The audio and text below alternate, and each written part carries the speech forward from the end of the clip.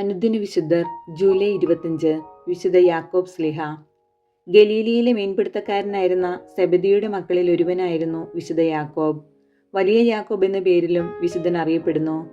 മത്സ്യപിടുത്തക്കാരനായിരുന്ന പത്രോസിനെയും അന്ത്രയോസിനെയും വിളിച്ച് മനുഷ്യരെ പിടിക്കുന്നവർ ആക്കിയ ശേഷം മുന്നോട്ട് നടന്നപ്പോഴാണ് സെബദീ പുത്രന്മാരെ അപ്പസ്തോലന്മാരുടെ ശുശ്രൂഷയ്ക്കായി വിളിച്ചത്.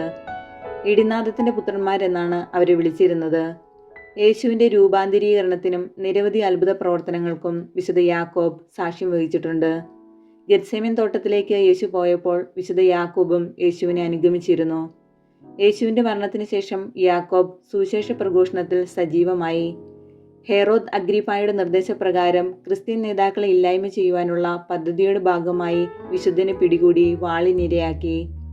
ആ തെരഞ്ഞെടുക്കപ്പെട്ട 12 പേരിൽ തൻ്റെ ഗുരുവിനായി ജീവൻ ബലികഴിക്കുവാനുള്ള ആദ്യത്തെ ഭാഗ്യം ലഭിച്ചത് വിശുദ്ധ യാക്കോബിനാണ്.